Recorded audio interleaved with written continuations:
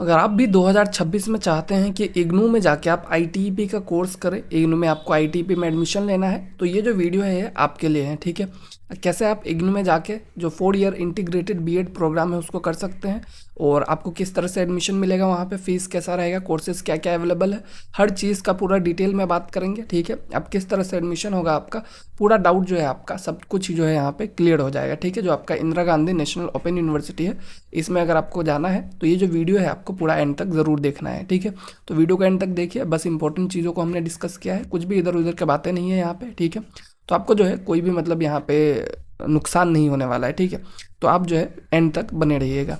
तो चलिए देखते हैं, सबसे पहले जो आईटीपी कोर्स है वो क्या है आपके इग्नू में। तो प्रोग्राम जो है आपका आईटीपी, आपको पता होगा, इंटीग्रेटेड टीचर एजुकेशन प्रोग्राम जिसको कहते हैं हम लोग। इसका 4 ईयर का ड्यूरेशन होता है, जो कि आपको डायरेक्टली क्लास 12 के बाद यहाँ पे एडमिशन मिल जाता है, और क्लास 12 के बाद आपको एडमिशन मिलने के बाद 4 साल का आपका एक कोर्स जो रहता है वो हो जाता है। ठीक है, यहाँ पे आपको 2 डिग्री मिलेगा, ड्यूअल डिग्री होता है यहाँ पे आपका। इससे फ़ायदा ये है कि आपका 1 साल जो है वो बच जाएगा। ठीक है, यहाँ पे ग्रेजुएशन और बीएड दोनों डिग्री एक साथ मिल जाएगा।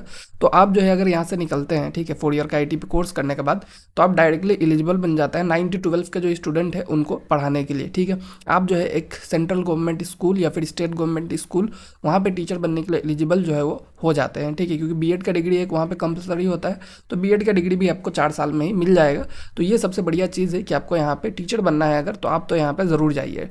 और आपका बाद कुछ इंपॉर्टेंट चीज़ें मैं बता दूं, जैसे कि आपका जो इग्नू है तो ये क्या है, ओपन यूनिवर्सिटी है। तो आपको ये नहीं लगना चाहिए कि जो आपका आईटीपी कोर्स है वो भी आपका ओपन मोड में होगा। यहाँ पे जो है आपका मोड ऑफ स्टडी जो है आपका इग्नू में, वो क्या है, आपका ऑनलाइन मोड नहीं रहेगा, डिस्टेंस मोड नहीं रहेगा। ठीक है, ये आपका face to face regular course है, यहाँ पे आपको जाना ही पड़ेगा। ठीक है, लोकेशन का बात किया जाए, क्लासेस जो है आपका इग्नू का हेडक्वार्टर मैदान गढ़ी न्यू दिल्ली में आपका होगा। ठीक है, वहाँ पे आपको जाना पड़ेगा, और अटेंडेंस जो है 75% आपका कंपलसरी है। तो अगर आपको इग्नू से आईटीपी करना है तो आपको इस चीज़ का ध्यान रखना है कि वहाँ पे आपको जाने के लिए क्या करना पड़ेगा, क्लासेस को अटेंड करना पड़ेगा। ओपन यूनिवर्सिटी होने के बाद भी यहाँ पे आपको ओपन क्लासेस का ऑप्शन जो है देखने को नहीं मिलता है, आपको जो है ऑफलाइन मोड में क्लासेस को अटेंड करना पड़ेगा। ठीक है, ये सबसे बड़ी डाउट थी लोगों की, इसको हमने क्लियर कर दिया। इसके बाद अगर बात किया जाए कौन कौन सा कोर्सेस यहाँ पे ऑफर होता है और कितना सीट्स आपका अवेलेबल है, तो इग्नू में जो आपका है तीनों मेजर जो कोर्सेज है जो ऑफर किया जा सकता है वो किया जाता है। आर्ट्स का जो बीए बीएड होता है वो भी आपको मिल जाएगा 100 सीट्स के साथ, साइंस का बीएससी बीएड भी आपको 100 सीट्स के साथ मिल जाएगा, और कॉमर्स का बीकॉम बीएड भी आपको 100 सीट्स के साथ। तो टोटल आपको 300 सीट जो है डायरेक्टली यहाँ पे देखने को मिल जाता है। ठीक है, और हॉस्टल फैसिलिटीज़ जो है आपका अवेलेबल है दिल्ली कैंपस में। तो इन सब चीज़ों का आपको ध्यान रखना है कि सीट्स आपका कितना है। तो आप किसी भी स्ट्रीम से हो तो आप यहाँ पे आप जा सकते हैं, और सीट्स भी आपका 100 है, तो आपका जो है यहाँ पे एडमिशन भी थोड़ा ईजी हो जाता है, क्योंकि जनरली बाकी इंस्टीट्यूट जो है आपको 50 सीट्स जो है ईच ऑफर करता है, यहाँ पे आपको 100 सीट्स देखने को मिलता है। तो आपको जाना थोड़ा सा यहाँ पे ईजी हो जाता है। उसके बाद अगर बात किया जाए एलिजिबिलिटी और फीस स्ट्रक्चर का, तो एलिजिबिलिटी क्राइटेरिया आपका बहुत ज़्यादा सिंपल है। ठीक है, क्वालिफिकेशन आपका 10+2 होना चाहिए, आप क्लास 12 पास होने चाहिए। ठीक है, मिनिमम मार्क्स आपका 50% इन एग्रीगेट होना चाहिए, टोटल मार्क्स आपका 50% होना चाहिए। और रिलैक्सेशन का बात किया जाए तो आपका जो गवर्नमेंट ऑफ इंडिया रूल्स है SC ST के लिए, उसके बेसिस पे आपको यहाँ पे रिजर्वेशन भी देखने को मिल जाएगा। और उसके बाद कोई भी रिकग्नाइज बोर्ड से आप रहें, ठीक है, CBSE ICSE स्टेट बोर्ड किसी भी बोर्ड से आप है, उसमें आपको कोई भी रिस्ट्रिक्शन देखने को नहीं मिलता है। आप जो है यहाँ पे इजीली जाके एडमिशन जो है अपना ले सकते हैं।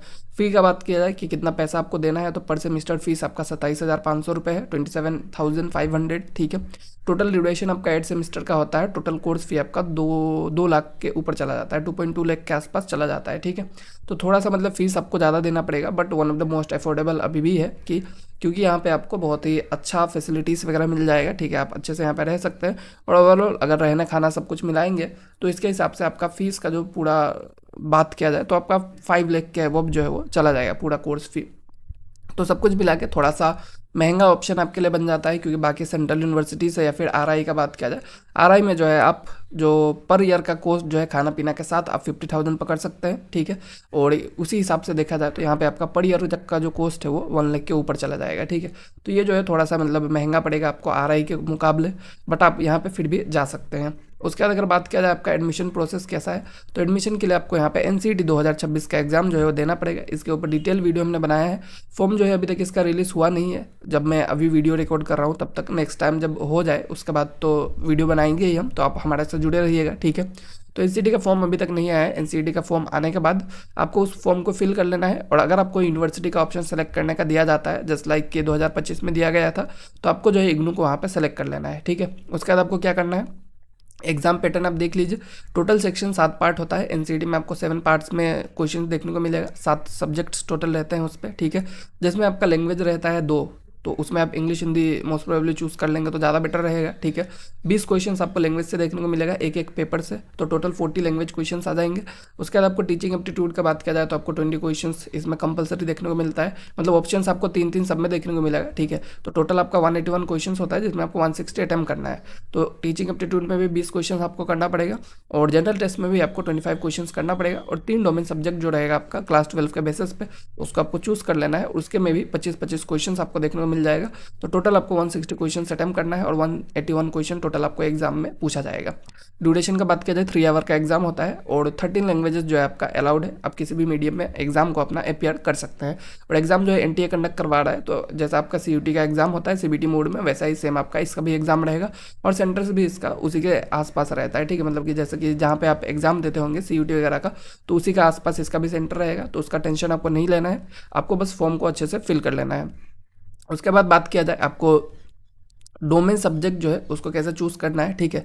तो आप जो है डोमेन सब्जेक्ट को कैसे चूज़ कीजिएगा, अगर आप बीए बीएड में जाना चाहते हैं, ठीक है, तो आर्ट्स के जो सब्जेक्ट है उसको आप चूज़ कर लीजिए जिसमें भी आपको पढ़ना है। उसके बाद बीएससी बीएड में जाना चाहते हैं तो आपका जो साइंस का कोर्स है उसको चूज़ कीजिए। बीकॉम बीएड के लिए आपका जो कॉमर्स के सब्जेक्ट है उसको आपको चूज़ कर लेना है, ठीक है। आपको मिस मैचिंग डोमेन जो है वो चूज़ नहीं करना है।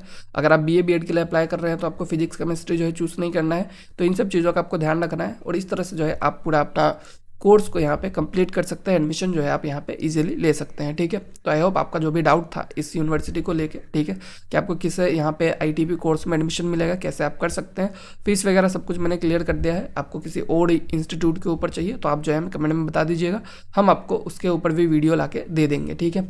तो चलिए मिलते हैं नेक्स्ट वीडियो में। Thank you.